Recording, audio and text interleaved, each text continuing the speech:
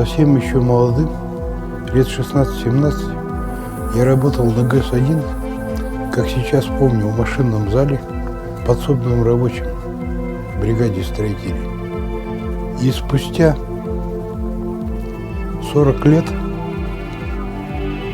мне предложили написать книгу уже в ВГС-3. Я-то посчитал знаковым событием в своей жизни, поскольку интересно, начинал с ГЭС-1, а оказался летописцем, уже писателем, членом Союза писателей России на ГЭС-3.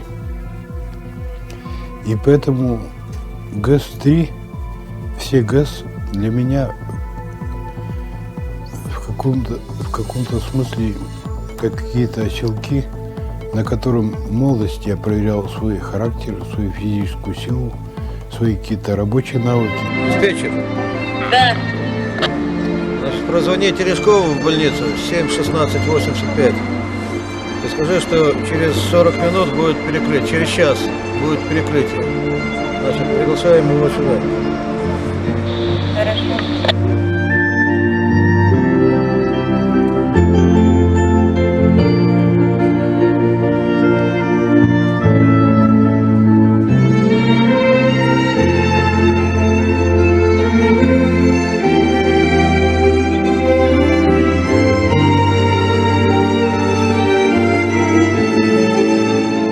Если вернуться в прошлое, то я должен сказать, что само строительство Вилюйских ГЭС в таких невероятно сложных условиях, и климатических, и географических, все это отдаленное, оно было вызвано необходимостью обеспечить электроэнергией алмаздобывающую промышленность, которая у нас в Советском Союзе начиналась с нуля. И, конечно, есть знаменитые высказывания всех тогдашних лидеров алмазного мира, Оппенгеймера и других, о том, что русские там никогда в жизни алмаза не добудут, и не потому, что там сурово и сложно и отдаленно, а потому что они никогда не обеспечат себе электроэнергию. И как бы ответ на вызов жизни – это, конечно, проектирование Вилюйских ГЭС.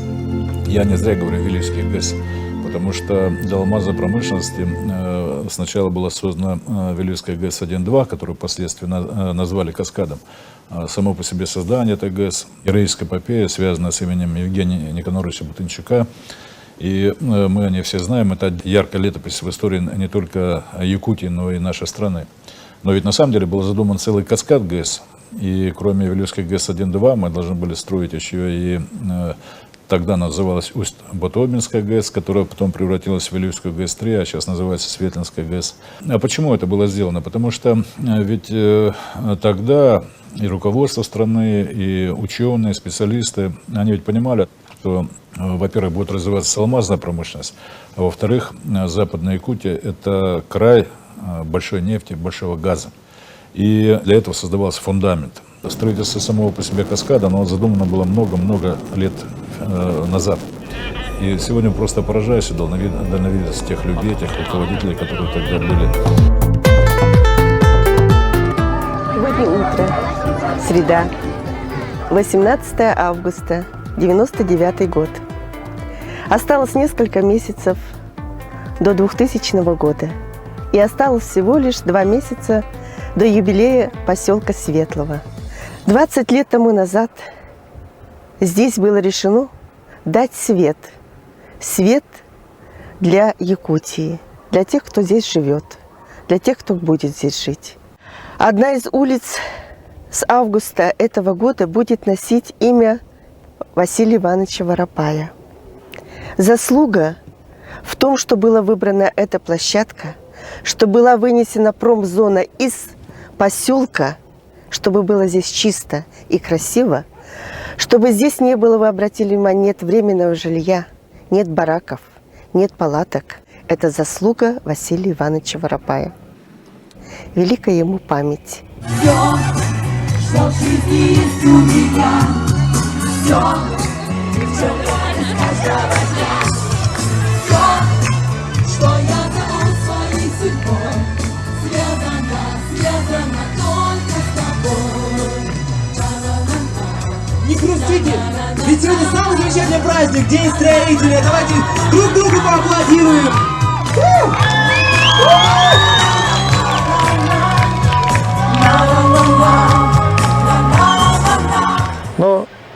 Уникальность этой станции, она, в принципе, и раньше оговаривалась, заключается в том, что она расположена в очень серьезных климатических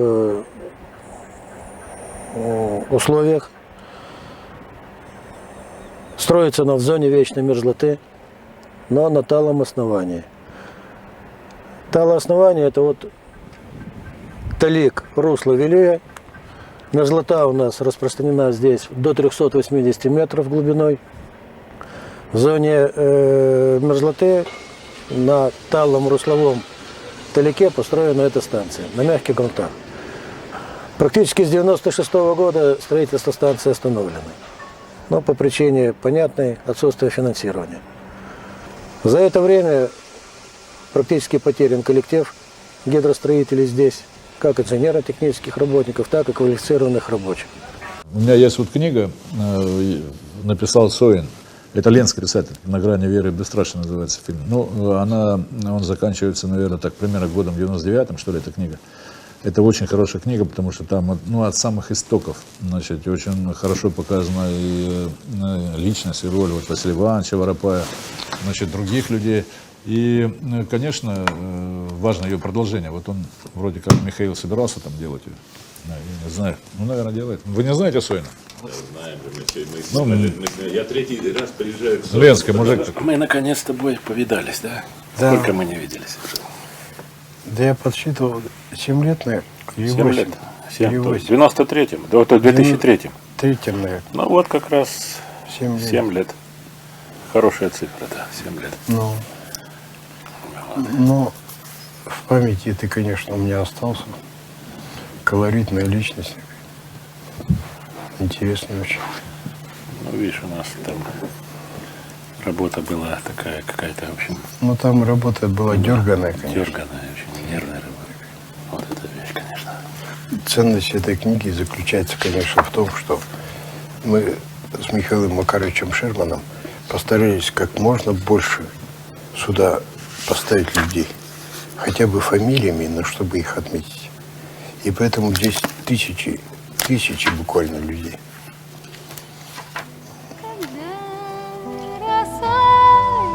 Обрызганы душистой румяным вечером, и утро час золотой, из-под куста мне ландыш серебристый приветливо качает. Уровни в канале максимальные. Расход более 4000 кубов в секунду. Допустимые расходы 3500 метров кубических в секунду. Вода идет практически в уровне верха продольной перемычки. Произошло резкое повышение температур в теле продольной перемычки 2-2,5 раза от прошлого года. Состояние по температурному режиму крайне сложное. Это трубопроводы, через которые происходит откачка воды.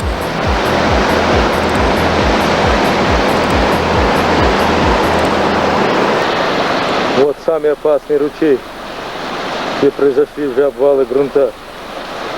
Практически корневой участок примыкания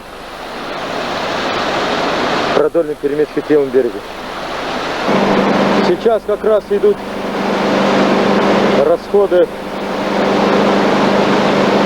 в общем объеме с разных точек в пределах 2700 кубов. Сейчас приток котлован. Где-то через часов 15-16 должна подойти волна со стороны Вилюйский ГЭС 1-2 в связи с открытием затвора плюс 200 кубов. Работают насосные станции под верховой перемычкой и насосные на базе пожарных машин общим объемом откачки 1400 кубов в час. Уровни воды под мостом максимальные. идет захлестывание центрального бока моста через строительный канал.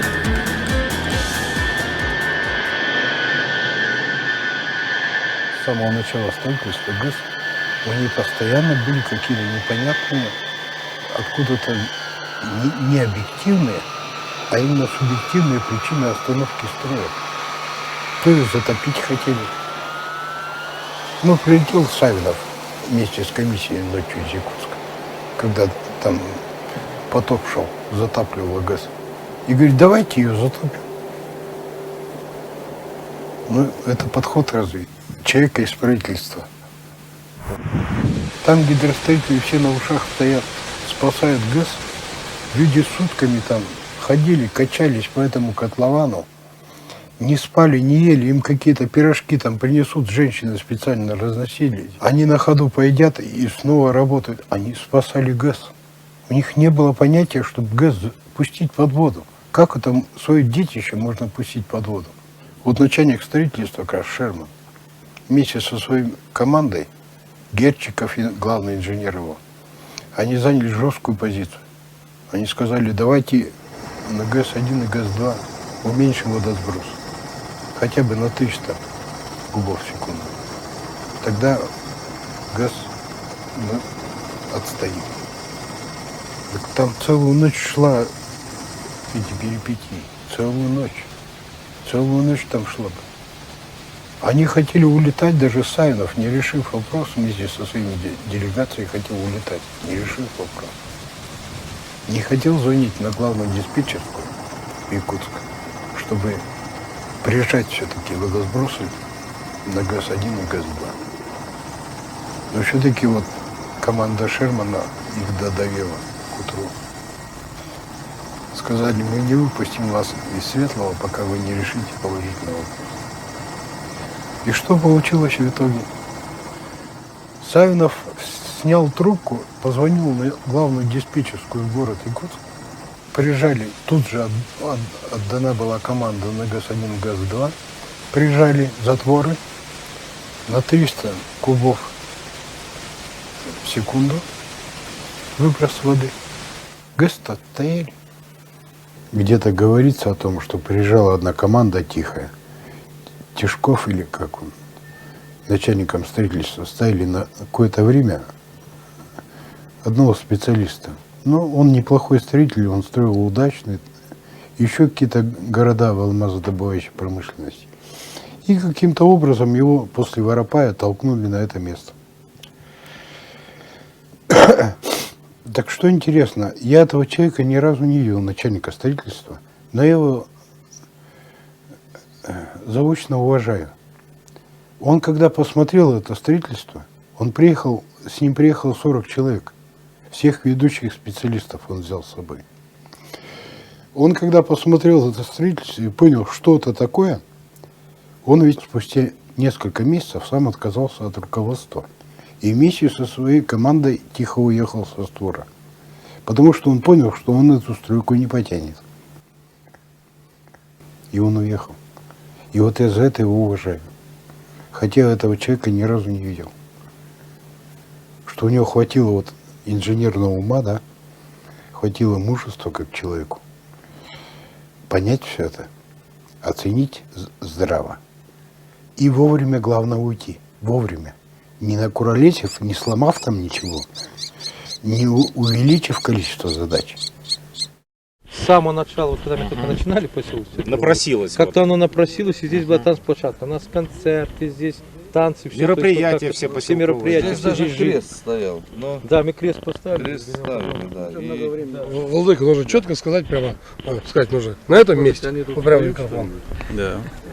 Ну хорошо, Бог благословит. Будем строить на этом красивом, живописном месте. Да. Живописное, Здесь, Правильно. здесь все подходит. И аромат вот этих деревьев. На самом деле. Благословляется место сие по строительству храма во имя Владимирской чудотворной иконы Божьей Матери, Великой Российской Святыни, во имя Отца и Сына и Святаго Духа. Аминь.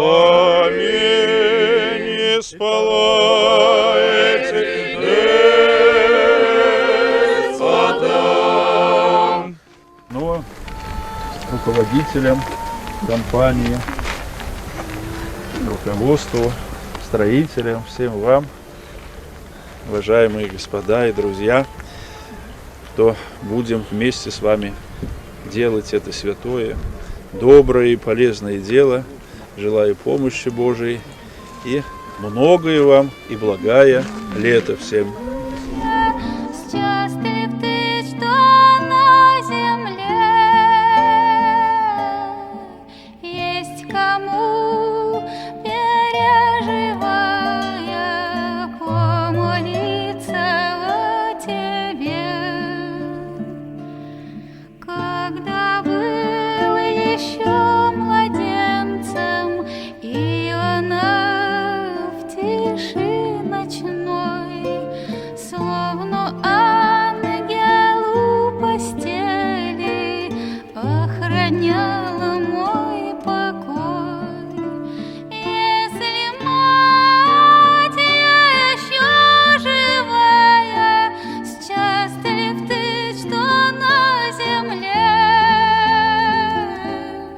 есть кому, переживая, помолиться о тебе.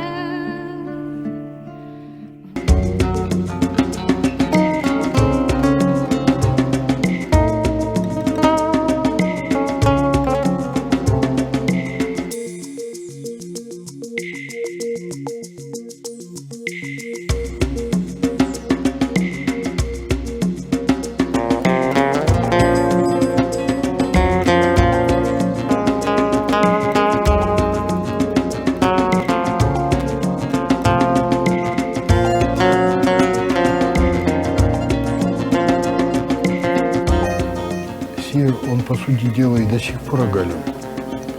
Здесь вот сейчас пройди, например, бульдозер с пьяным водителем, бульдозеристом.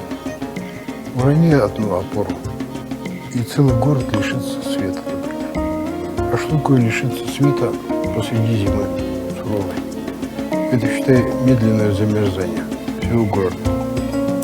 Или полное. Как случилось в Светлом. С линии передач произошла авария, очень тяжелая. Сгорели стенды, все повыбивало там. 2 суток Светлый был без тепла и света. Как там бригады работали. Кстати, Шерман руководил всей работой. Они не спали. 2 суток не спали. Там 50 автобусов пришло, чтобы вывезти людей. Дома все замерзали полностью, вымерзали. И они понимали, что время это не просто деньги, а там время жизни было. И до того они работали, доработались, что когда они стали все исправили, стали включать электроэнергию, стали искать товарища своего. Товарища нет одного. Они стали его искать и увидели, он на шинах спит. Он не мог, упал уже, не мог стоять на ногах. На шинах спит прям. Это они, если бы электроэнергию включили, он бы в уголь превратился. Вот до чего в Светлом работали мужики. Строительство гидростанции ведется 270 дней. У нас морозный зимний период. Практически мы на месте посмотрим. Укладка каждого куба бетона ведется в тепляках. То есть строятся дополнительные утепленные сооружения. Bien sûr, il y a beaucoup de choses spécifiques de construction de cette centrale parce que 270. Основной вопрос, который волнует нас как коллектив строителей, это вопрос продолжения активного финансирования. Видимо, с какой целью вы сюда приехали. А вопрос можно? Вот фирма все-таки видит себя в виде основного кредитора или в виде совладельца этой станции, или в виде подрядчика? Dans quelle manière, dans ce point de vue, в этой связи Филипп Перо говорит, что, может быть, сегодня это преждевременно говорить.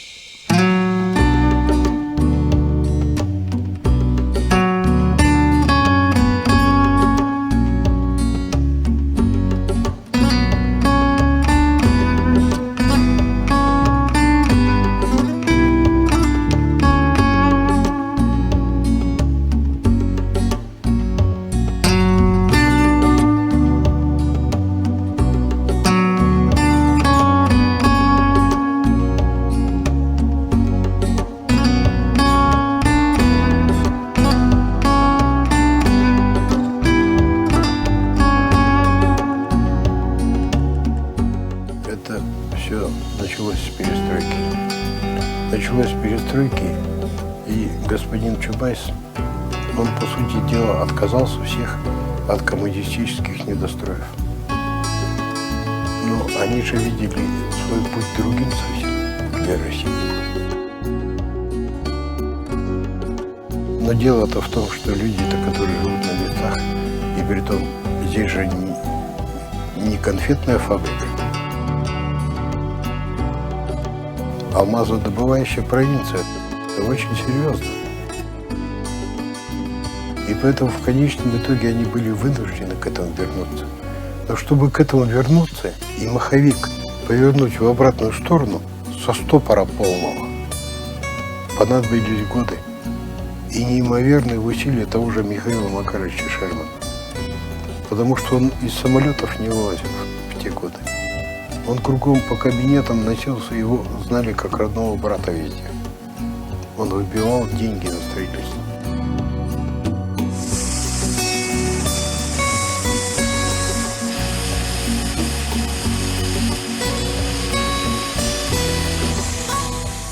Вот смотрите, что получается. Вот 38,56. Да. Вот она, зона запитки. Это 22. Да, 22. Вот она нулевая. Вот Вилюй пошел. Одну минуточку. Это зона запитки. Ну послушайте, вы слышите. 61-я скважина. Это какая? 61, вот она. Вот раскрывается. Вот она. Вот наш Вилюй. Тот же самый. Та же зона. Вот смотри, ты видишь, что это выбросьте. Дайте дальше. Дайте дальше. Покажите. Сейчас покажите дальше температуру. Есть температура. Температуру мы меряем. Я выбросил эту точку. Вот он пошел. Нет, ты не выбрасывай. Покажи мне дальше. Она явно не попадает. Она явно поднялась. Хорошо. Явно поднялась. Вопросы к Виктору Ивановичу. Она находится метр от оси бурбетонной стенки. Это о чем говорит? Когда бур немножко поработал, он еще ниже прошел, давление давануло, и она выпрыгнула, бедная вода, сюда. Вот так, смотрите, Михаил Иванович. Я вижу все, да. Это 200-й масштаб, да. В сантиметре 2 метра. Да, 24 метра. Вот он пришел к этому прослою, да. И у него заскоблило на забое. забое. И он сразу пошел вот в этом направлении, пошел сюда, с этого, со шва, пока цементного раствора не было, он повалил под скалой. Это о чем говорит? Что весь раствор скатывается сюда, образуется здесь гора, и вокруг скалы обходит, то есть вокруг стенки обходит и вываливается здесь. Нет, это однозначно. Поэтому, значит, я вот как раз и попросил, чтобы подняли. Значит, сейчас на основании вот этого дела надо в действительности в верхнем верхе, видимо, забурить, и по направлению вот этого потока. И все поймем. В течение дня мы все поймем. Подожди там трак правый. Правый поймай. Не, сейчас смотри.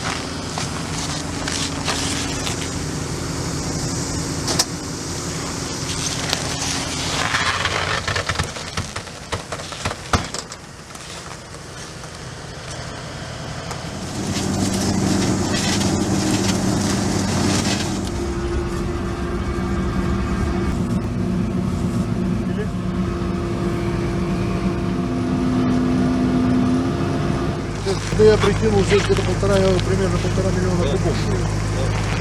Это откачать страшно.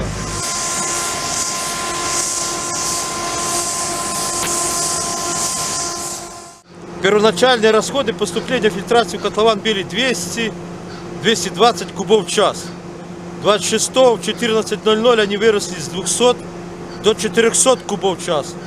Значит, так постоянно шел рост по 200, по 300 кубов в час. Потом дошло, значит, числа 28-29 января рост был резкий, где-то 500-600 кубов, значит, в час возрастал. И вот сегодня достигло до 4800 кубов в час. 8000 кубов насосного оборудования в работе. 8000 кубов насосного оборудования. Вот такая обстановка. И в целом станцию вот мы подготовили, по всем делам подготовили, если вдруг прорвет, всякое может быть развитие событий, с тем, чтобы принять напор. Значит, а потом, соответственно, скачать. Но это очень плохо. То даже если крайний вариант затопления, то все равно надо понять, установить причину. А причину можно установить, когда есть перепад. То есть, то, что когда вода затопит вереница, ты не поймешь, где она бежала. Но это, я сказал, да, в голове ни у кого не должно быть, что можем затопиться. А иначе это пуск агрегата, все. может уйти. Но этого не должно быть. Вот такая обстановка здесь. Сильнейшая, сложная. Это не вот этот поточек, который идет. Тут скала, она там полностью внизу, то есть через скалу фильтрует. Это чисто сверху так идет небольшой ручей. Потому что тут нет 4000 кубов, он весь идет поток и заходит туда. То есть как бы скальная траншея засыпана скалой. Вот в ней оттуда вся вода соответственно идет. А это уже как бы коврик. Поэтому главная задача только там забить. Потому что здесь насосное оборудование долго так не выдержит. Уже 2 недели в таком режиме работает. Оборудование и люди.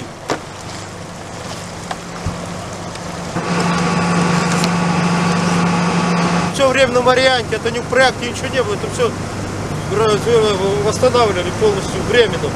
Подали тепло, оттянули, посадили насосы и вперед. То есть это все летнее. Вон-то основной наш спаситель. 2500 кубов в час качает, вот тот насос прямо. Значит, эти вот по 800 кубов насос, один, второй. Там вот развернули на 1200, то есть вот основная масса. Здесь видите уровень воды где был? У нас оставалось ночью, не помню какой день, всего было 15 сантиметров до уровня двигателей. И могли двигатели затопить.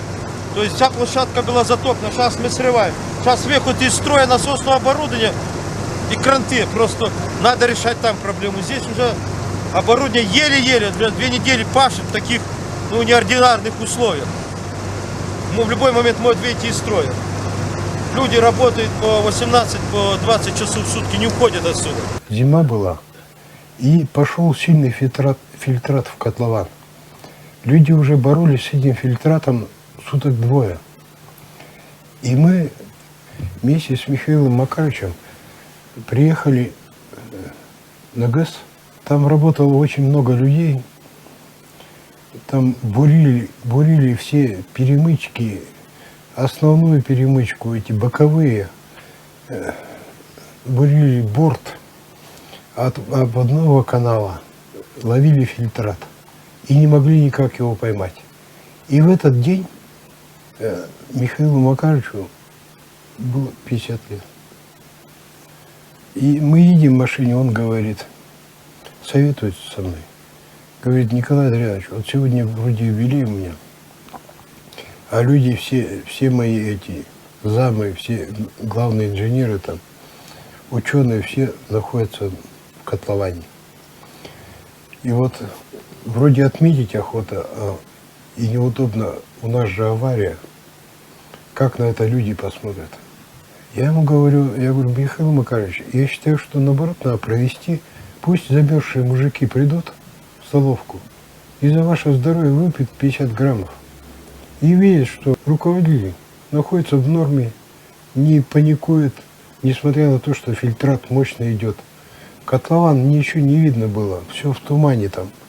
Эти люди стоят, техника, буровые вышки, люди эти как тени там скользят, все на свете.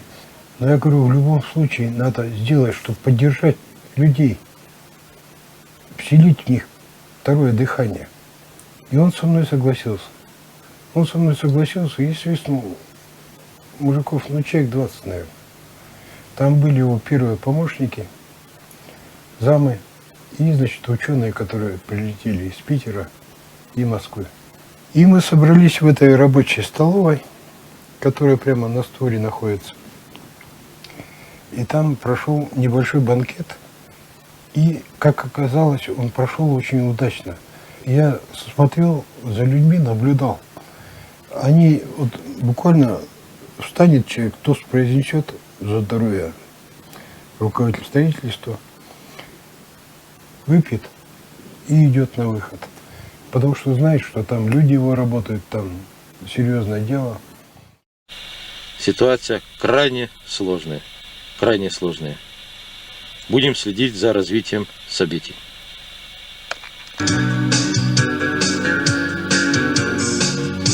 Пойдет развороши и вместе согреши с той девочкой, что-то давно любил. С той девочкой ушла, с той девочкой пришли. Девочка, это наша Вилюйская гестрит. Забыть ее не хватит сил. Владимирский централ, ветер северный, этапом из Твери, но немерено лежит на сердце тяжкий груз. А здесь мы ничего не создаем, оно все уходит как в прорву сюда. Что непонятно, ну елки-палки, еще... Михаил Макарович, да. если вы хотите понять, Хорошо, я пытаюсь вам да, объяснить, да, да, мне что все вот понятно. смотрите, нет, Через если понятно, неделю. то тогда Да. моих объяснений, конечно, не требуется. Вот скважины 41-46, если бы вот здесь был поток, он, естественно, бы загружал эти скважины. Вот сейчас пробурим вдоль, вот так, поймем, и увидим, что там происходит. Безусловно, безусловно, мы поймем, но уровень будет соответствовать уровню в 41 и 46. Мы в свое время с Новицким обсуждали, будем говорить, возможную течь. Я тогда предполагал, что под стеной. Он предполагал, что вот в левом торце стены. И мы с ним поспорили, он выиграл.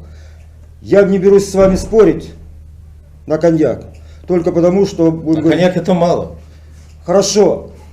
Если вы такой богатый и можете ставить мне ящик коньяка, я готов в присутствии публики. Если течь вот здесь, он мне. Если течь вот здесь, я ему. На всех хватит. Мне помнятся такие случаи, когда во время совещаний, а совещания на стройках проходят регулярно, там отчитываются начальники направлений о проделанной работе за день, за неделю. И вот я заметил такую вещь, что Михаил Макарович может как бы выходить из себя. Были случаи, когда он хватался за стулья. И я, сидя с ним в комнате отдыха один на один, сказал ему об этом. На что он мне ответил, что строительство ГЭС – это очень сложная задача. Тут же мне добавил, что раньше, до 50-х годов, начальниками строительства были только военные люди очень высоких званий, потому что никакого послабления в дисциплине на строительстве быть не должно. Там все ответственно и все важно. Каждый кубометр бетона, вложенный в тело плотины или самого здания. И все-таки мне не понравилось, что таким образом обращается СТР с профессионалами своего дела. И я Михаилу Макаровичу сказал, я говорю, сколько у вас человек сидело на совещании? Он говорит, 18. Я говорю, вот представьте, их 18 молодых и здоровых инженеров, а вы один, Михаил Макарович Шарман. Если вы на каждого будете кидаться и бросаться в него стулом, то ваших нервов и вашего здоровья хватит на недолго. Михаил Макарович замолчал, задумался и ничего мне не ответил. Только улыбнулся, едва заметно, и я понял, что он, в общем, со мной согласился. В другие разы, когда я приходил к нему, чтобы показать свою работу, он мне иногда со вздохом говорил, Николай Андреевич, я сегодня опять ругался. Я опять начинал ему вспоминать, что ругаться плохо, что здоровье надо беречь.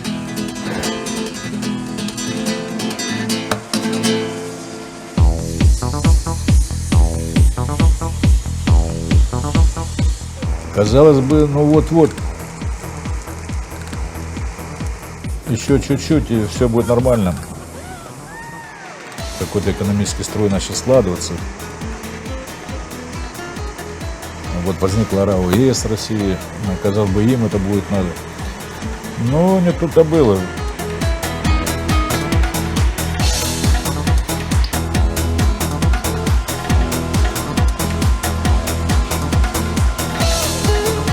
Это трудности совершенно не закончились. И, по сути дела, РАО ЕС России, которая начала контролировать Якутскэнерго, фактически должна была заниматься строительством этой гидроэлектростанции, они махнули рукой и забросили. Значит, мотивируя самыми разными делами. Ну, в основном у них были, как говорится, голова забита всякими такими рыночными, значит, вещами, фокусами, там, всякая капитализация, акции, там, и так далее, приватизация, все такое прочее. Что там, значит, какая-то стройка. Да, собственно говоря, это коснулось не только Вилюйска. Гастроида фактически замерло, значит, все, будем говорить, гидростроительство по всей стране. Ничего не строилось. Конечно, подавляющее большинство строек в тот момент и погибло, но наша все-таки выстояла. И в тот момент времени очень много усилий прилагало и правительство Республики Саха-Якутия. Я в то время работал уже в акционерной компании «Алроса». Вот мы приглашали Чубайса, когда он еще был первым заместителем председателя правительства, возили туда на стройку, показывали все, руководство стройки активно доказывало, что все это необходимо. А тут он стал начальником РАО ЕС России. Ну что же, надеялись, что он, впечатленный раньше, значит, что-то будет делать. Больше того, правительство Республики Саха-Якутия даже отдало акции Якутскэнерго, которые принадлежали правительству, в обмен на то, что РАО ЕС будет финансировать. Ничего подобного. И, конечно, в какой-то момент настала просто такая критическая ситуация. Ну, вопрос решался или-или. РАО ЕС, оно заняло такую позицию, но если мы не можем найти средства, пусть алмазники, допустим, строят. Если алмазники не могут, то никому это и не надо.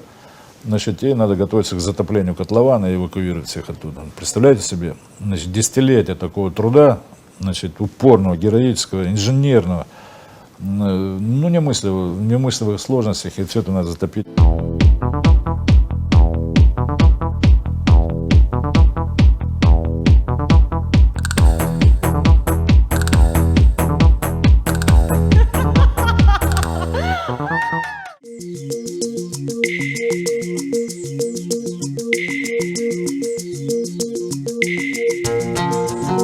Кто такой Шерман в вашем воображении, то есть в оценке? Ну, как сказать, Шерман есть Шерман. Вы имеете в виду руководителя? Да. Надо сказать, я очень благодарен своим предшественникам. Очень серьезно работали тогда подготовки кадров. И мы одни из причин выдержали кризис без большого урона благодаря их умению. Первых 3 агрегата, завезенные были на площадку 86-87 год, когда планировался ввод гидростанции, в 88-м статус турбины и ротор железный. Оно пролежало уже с 87 года. Гроб с музыкой, придется новое, это все дело. А основного, остального вспомогательного оборудования и так дальше пока еще ничего нет. Это и компрессорные, это и краны и так далее, и так далее, и так далее. Вот считайте 162 и 117, сколько там уложено бетона. Там внизу помещение, галереи и так дальше, когда на разрезе посмотрим. А это практически вот уже живое. Вот сюда еще надо вот эти денежки, и пойдет, конечно, станция работать. И будет давать ток. Все сроки гарантированные уже прошли. И если вот не будут приняты кардинальные экстренные меры, институт с себя ответственность снял, значит, за состояние сооружений, мы можем эту спор в конечном итоге похоронить. А плотина просто уплывет. Да, значит, конечно, при вводе гидростанции в пуске первого агрегата пошла прибыль уже 70 миллиардов в год. Этим мы что даем? 70 миллионов долларов. Значит, да, я неправильно сказал. Дальше пошло электроэнергия Вилюйский район. Это Нюрба, это Верхний Вилюйск, Сунтары и так далее. ЛЭП-220. А с учетом уже введенных новых мощностей, если необходимо, значит, форсировать, значит, еще и Нюрбинская трубка должна развиваться и так дальше. И вся инфраструктура просто будет мрак, крах и так дальше. Сегодня мы все привыкли. Пришел, квартиру включил. Работает холодильник, работает телевизор, и все вроде бы нормально. Но когда базовая отрасль выйдет из строя, и тем более я должен довести до сведения депутатов, чтобы были в курсе дела, сегодня на Вилюйской ГЭС 1-2 положение крайне критическое. Агрегаты выработали по 30 лет. А гарантийный срок до капитального ремонта агрегата 25 лет. И надо менять. Сегодня там выработали. Значит, сейчас, конечно, и новое правительство сформировано, значит, и президент, значит, поддерживает вот эти наши все, как говорится, дела вроде бы на бумаге. Подписываются решения, но вот дальше они не реализуются. Ни по товарному кредиту, ни те источники, которые были, значит, подписаны, другие, там кредиты и так дальше. Ну, 260 миллиардов долларов, представляете, что такое? Просто дальше не жить. Я вот сейчас не знаю, до 10 февраля стройка стоит. Что делать с 10? Работать или нет? И никто, правительству даешь телеграмму, тишина, вышестоящая организация, тишина, что хочешь, что и делай. Или народ сегодня ставит так вопрос. Если стройка дальше не продолжается, товарищ начальник, рассчитывайся с нами, подходит навигация, контейнера, и мы поехали.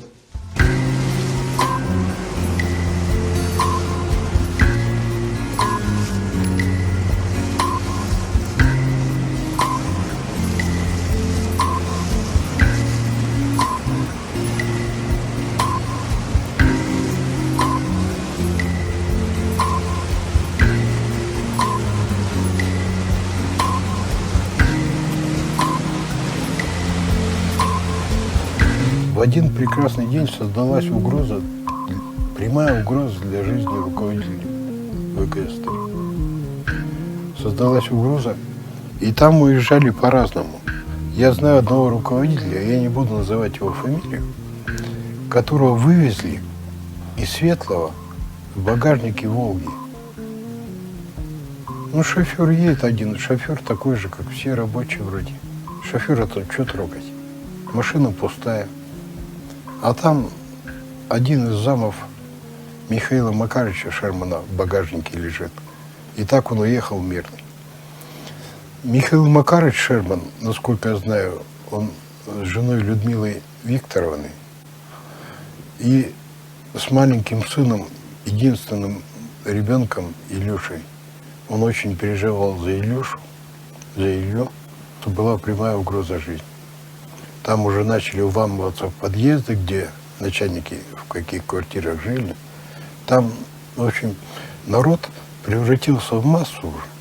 А масса, как вы знаете, она неуправляема. И поэтому они готовы были на все. Я понимаю этих людей. Я разговаривал с этими людьми. Я с сотнями людей разговаривал на ВГС. Они просто дошли до отчаяния.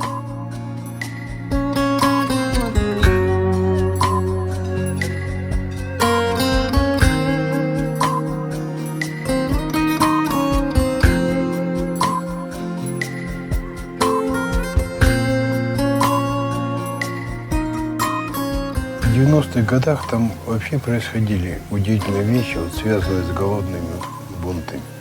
Весь поселок почти приходил к управлению. Женщины с плачущими детьми на руках, там, голодные. Там неизвестно бы, чем дело закончилось, потому что у некоторых людей были ружья. Я с одним разговаривал, строителем СГЭСа, с основных сооружений как раз. Он говорит, я вообще с двустволкой ходил. Мне попался начальник, я пристрелил его. У меня дома 2 голодных ребенка сидел. А что, говорит, куда? Никто ничего не дает? Ниоткуда никакой помощи нет? Это было страшное время. ГЭС-3, она вообще пережила очень многое. И коллектив пережил очень многое.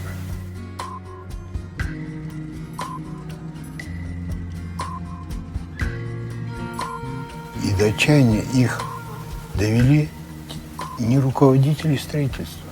Шерман, я повторяю, он из кабинетов не вылазил, летал кругом, выбивал эти деньги, дайте хоть 1-2 миллиарда.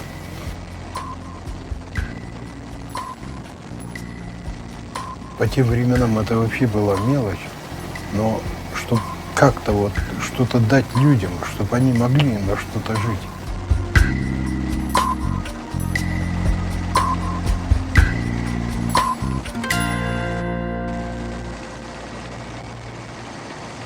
Многие мне люди говорили, мы, говорит, с этой книгой изменили отношение к Михаилу Макаровичу Шерману.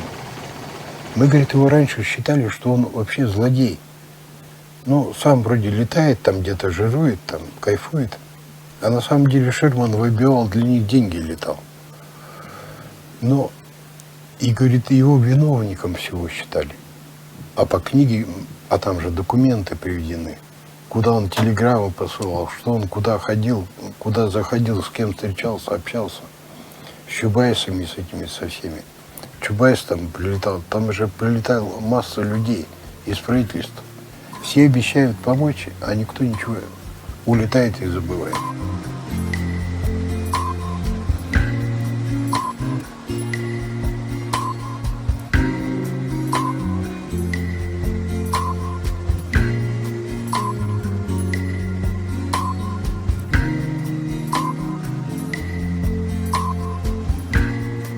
И вот, по сути дела, выруливать из всей этой ситуации пришлось Шерману и его команде. Только они все-таки пробили это все. Я прежде говорю, посчитайте, мы сегодня передаем 110-ку, гоним до Вилюйска. Здесь на входе 110, значит, туда у Вилюйских районов уже 70. Там чай греется от кипятильника 1,5 часа. И дополнительно стоят дизельные станции, которые как бы поддерживают это. Сколько сжигает? Миллиардов дистоплива. А сейчас оно еще дороже будет на следующий год. Вот это же никто не считает. Все считают вот единым. Вот сколько. А когда все сложишь... Вы же предназначены в основном для алмодобывающей промышленности. Энергоснабжения алмодобывающей промышленности. Алмазы идут куда? Они идут в Россию. Хотя мы говорим, что Якутия живет богато, но от Якутии там достигнут этих алмазов. Основная идет продукция алмазной промышленности в Россию. Что Россия нам дает? Хорошо, сейчас я отвечу. Да. То, что вы говорите про алмазы России и Саха. Да, гидростанция ГЭС-1-2 построенная именно под алмазную промышленность. И сегодня система Запада, она замкнута. Алмазники ставят вопрос. Если отдельный западный энергорайон, раз, второе, зонированные тарифы, два, юг, центр, север, запад, тогда и отдельное юридическое лицо здесь, имея как участники этого дела, то что та собственность, которая была при Союзе, то осталось Якутскэнерго, передали в траст, то, что для основные фонды Якуталмазу, значит, у них, а уже вкладывать прибыль и брать кредит и вкладывать сюда, который надо возвращать, тогда должна быть собственность, на которой будут влиять в целом на стоимость киловатт-часа. Но на это же правительство, никто на это не идет.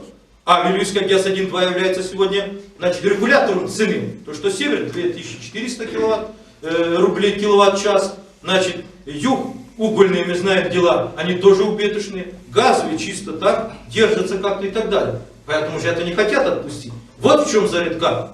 Если вот это, и сейчас вот 1 февраля будет рассмотрение этого вопроса с участием Якутскэнерго и так дальше, что этот вопрос поднимает. Если будет вопрос так решен, алмазники идут, они говорят, мы выступим гарантами, хотя у них свои положения тяжелее, всем это понятно. Но под их имидж можно взять.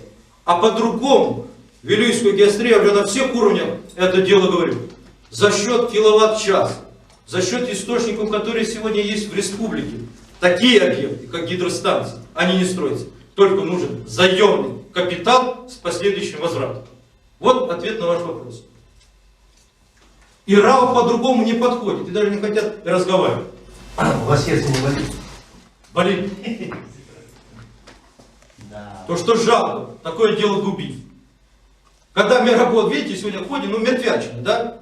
Я помню, когда я пускали в 1974 году Усть-Илимскую ГЭС, значит, когда еще вот такое состояние было практически в сентябре, значит, а в декабре уже 3 агрегата по 240 мегаватт пошло. Ну, там другая была система, понятно. Но сегодня тоже реально в республике эти вопросы решить. Ну, надо, да, поджаться в социальном плане. Ну, давайте подожмемся, введем, и пускай идет электроэнергия, а потом подтянем социальные эти вопросы. А мы все сегодня хотим и школу построить. Я понимаю, что это все надо. Понимаю. Но когда не будет тепла и грохнется Вилюйская ГЭС-1-2, все потухнет. В том числе алмазная компания. Вы поймите нас, вы правильно. Вы же тоже сегодня начали с этих социальных объектов. Я понимаю. Но не будет. Завтра разговор городское собрание тоже так же начнет. Я понимаю, но Платон Петрович, без согласия, что если не будет нас, всей этой социальной сфере, если нас не будет, ей крышка, ей крышка. Я помню, как на нулевом километре, это при выезде от дороги, ведущей Светлой, на Миринскую трассу, рабочие устроили баррикаду, КПП постоянно дежурили там, не выпуская ни одной машины из Светлого в сторону Мирного. Это настолько было жестким противостоянием. И в этих условиях Михаил Макарович не растерялся. Он продолжал делать свое дело, хорошо понимая, что без него все остановится и, возможно, все умрет. Вот почему, например, депутаты не возлюбили? А потому что он отстаивал цены на ЖКХ, да? Они сказали, давай, говорит, со следующего месяца поднимем на 100%, например. Он единственный встал и выступил, говорит, как так можно? Люди и так живут кое-как такие тяжелые времена, а мы будем цены ни за что поднимать на 100%. Он постоянно высказывал везде свое собственное мнение. И оно, как правило, отличалось от мнения начальства. По-разному люди воспринимали раньше, значит, его работу и так далее. Значит, много было критики там и всякое разное. Но я могу сказать, по прошествии лет, большой вид на расстоянии-то ведь. Редкий человек смог бы выдержать вот те условия, в которых ему пришлось работать. И до этого, во времена Василия Ивановича Воропаева, было много трудностей. Но те были трудности такого характера, знаете. Все-таки была великая страна, значит, Советский Союз. Были технические трудности, как строить ГЭС, на очень сложные инженерные условия и так далее. Были какие-то организационные трудности, там, снабжение. Но в целом была такая вера, значит, была поддержка и со стороны партийных органов, и со стороны, в конечном итоге, все-таки и Минсветмета, и Минэнерго, и дело шло. А Михаил Макарович в такой момент работал, когда он остался один на один. Вот один на один.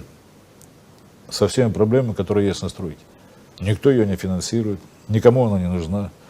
Значит, куча проблем. И эти проблемы не только инженерные, технические, которые остались, но это проблемы житейские.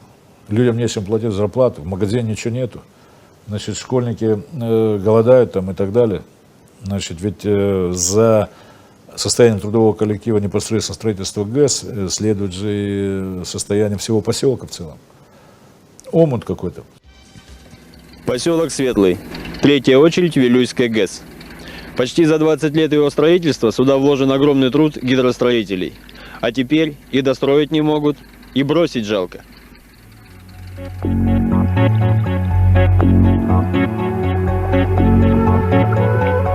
Третья очередь Вилюйской ГЭС. Единственное в России подобное сооружение, находящееся в такой степени готовности к пуску. На строительство, длящееся 17 лет, уже затрачено более 750 миллионов долларов. Как считают специалисты, для завершения долгостроя необходимо изыскать не менее 300 миллионов, что позволит ввести ГЭС в эксплуатацию в 2000-2001 году. Предложение алмазодобывающей компании «Алроса» выступить гарантом предоставления кредита встретило негативную оценку со стороны руководства Якутэнерго. Между тем, на самой площадке сложилась чрезвычайная ситуация. С августа 1996 года гидростроители не получают заработной платы, и задолженность по ней составляет 114 миллиардов рублей.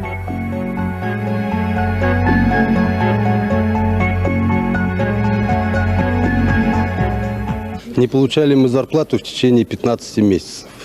Нас, значит, ждут административные отпуска, но что это такое, даже невозможно понять, потому что здесь административные отпуска равносильно тому, что, ну, как смерти, что ли, будем говорить.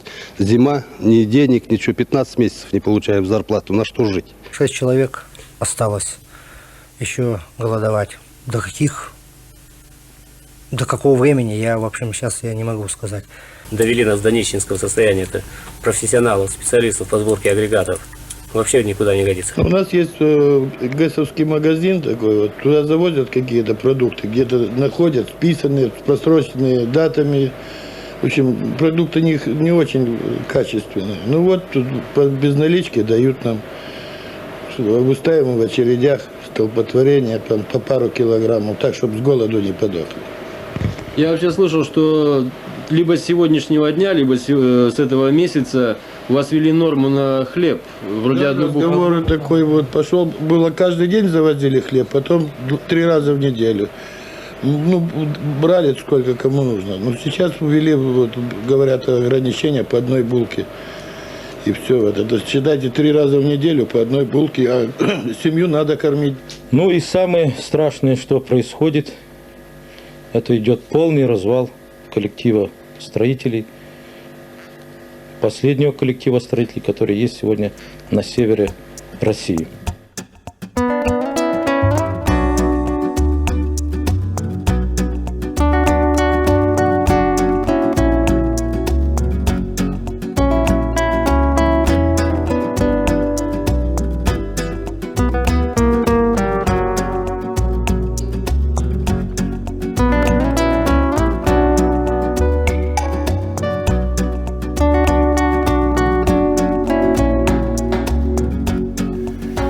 Это повезло Шерману, что в его жизни оказался рядом президент в то время Алроса Штыров, потому что это очень дальнозоркий и очень грамотный человек, который очень хорошо знает алмазодобывающую провинцию, знает ее нужды, беды, проблемы. И он хорошо понимал, что эту ГЭС надо достраивать любыми способами. Он начал даже выплачивать какие-то авансы из алросовских денег, чтобы только утихомирить людей, сбить этот бунт, чтобы стабилизировать обстановку, чтобы люди снова вышли на работу. Там есть такие производства, где ни на минуту нельзя останавливать работу. И поэтому хотя бы таким людям надо было давать деньги, но даже для них не было денег. И вот когда Штыров перехватил коллектив, он стал давать деньги тем организациям и тем предприятиям, которые жизненно важны для ГЭС были. И коллектив, чтобы не разбежался. Потому что была большая опасность в том, что коллектив, он уже начал разъезжаться, потому что сильные, крепкие мужики, специалисты, они всегда место себе под солнцем найдут. А попробуй потом в тайгу замани. Вообще отказалась от этого объекта, она его не знает. Оно его просто бросило. Если бы не принятые решения, так ничего бы не было.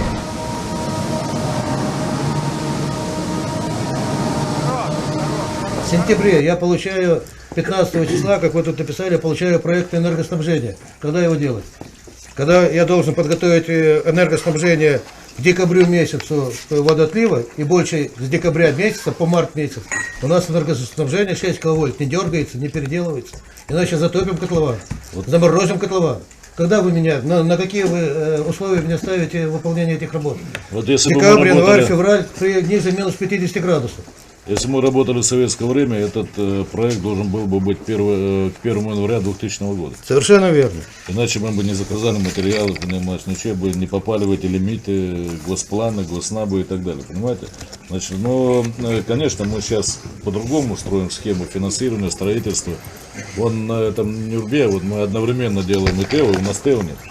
Мы делаем и ТЭО, и проекты, строим, и даже эксплуатацию начали. Да? Это понятно, что жизнь она требует таких решений. Но в принципе, если мы говорим о вводе на следующий год, то у нас на самом деле сейчас вся документация должна быть. Вся. Тут что-то, ну в конце концов, это же дело чести для института. Значит, мы когда-то с вами там по-честному расплатились, вам в первую очередь там оплатили все наши долги. Значит, дальше думали, что институт тут начнет работать и так далее. Такой институт с таким именем, понимаешь. Один работник заболел, нет проекта. Или там в отпуск ушел. Ну так не годится.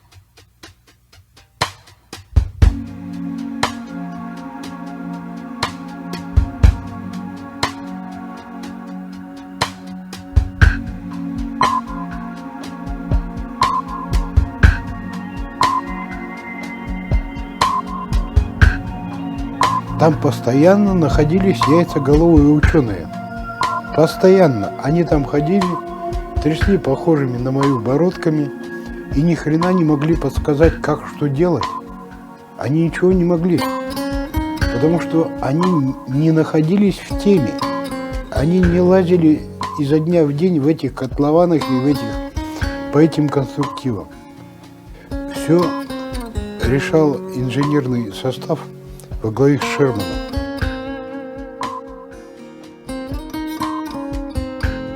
Все вот эти проблемы, все вот эти задумки, что там обрезать на кондуктора и пустить мост на свободу, чтобы он плавал, как бы, уходил под тяжестью берега вглубь створа. И таких вещей там было масса, и каждый день они возникали. Это все надо, все решать, все быстро надо. Быстро. Потому что если ты на сутки задумаешься, как бык упрешься головой в стену, то там может вообще весь котлован с техникой затопить. И поэтому я удивлялся этой работе, потому что она не давала никакой передышки абсолютно.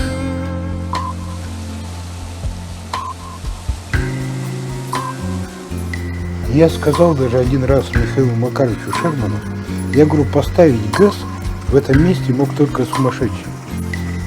Потому что здесь столько многочисленных проблем стоит перед вами, которые вам приходится решать на ходу, прям. Сложнейших проблем, которые требуют и затрат больших, и хорошей подготовки тех же специалистов и рабочих специальностей высокого очень уровня, чтобы они решили именно эту задачу.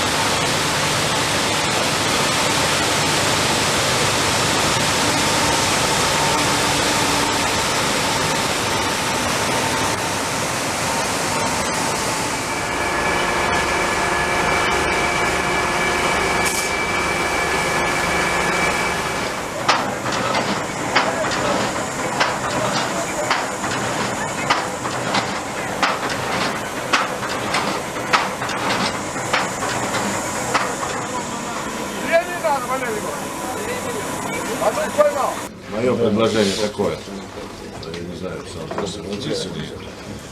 Значит, все-таки попытаться перехватить ее.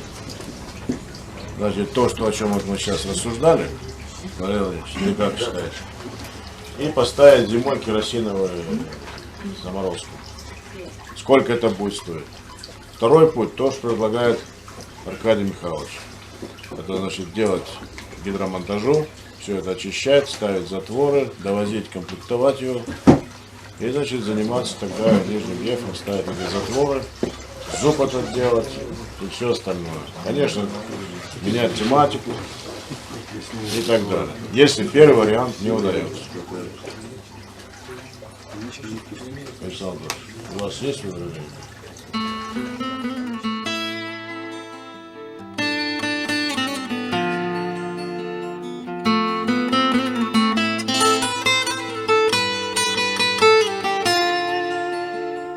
Словно ветер степи, словно в речке вода. День прошел и назад, день прошел и назад, не придет никогда.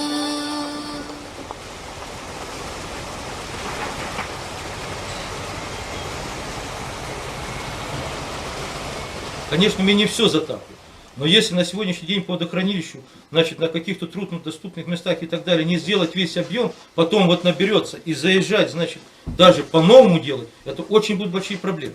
Потом к набору следующего агрегат надо поднимать и так далее. Ну, сделай, разбежались, а дальше попробуй кого-то заловить, туда затаскивать. Вопрос очень серьезный. Плюс мосты. За мосты все почему-то умалкивают. Через Бутов, и он же в аварийной ситуации, через большую. Его надо делать, когда мы наберем, как потом под воду залезем с опорами моста. Это же есть, если это уберут, я буду понимать, что нет. Поэтому вот имея нормально пусковой комплекс, тогда все эти проблемы будут сняты. Все идут с открытым забралом, и я и субподрядчик. Так, хорошо. Просто это надо делать. Мы просто потом нажатием кнопки не успеем это дело сделать.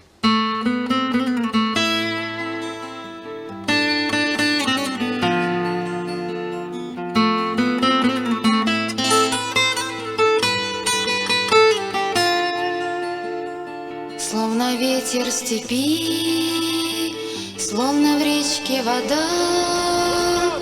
День прошел и назад, день прошел и назад, не придет никогда.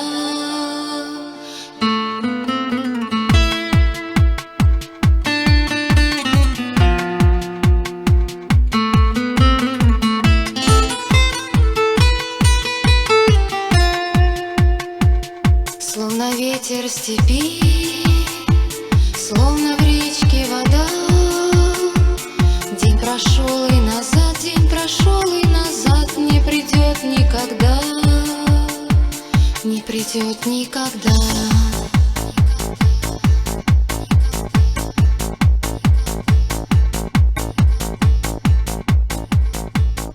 Вода удивительные свойства имеет. И стоит одной капельки вот просочиться, там через 2 месяца там подводная речка образуется. И все, и наяривает котлован. Я видел, как в котлован летела целая река. Прямо через верх. Целая река в котлован, где работает столько сотен людей, где столько техники стоит, где сама ГЭС находится. Это жутко смотреть. Мутная, коричневая такая, холодная. Или все гравий, все сметает прямо с своего пути, все летит вместе с ним туда, вниз. Но яйцеголовые инженеры вот именно таким образом, они проморгали даже речку Малая Болтообья, которая давала подпор в весенний паводок и давила воды Вилюя назад, заталкивая их в котлован.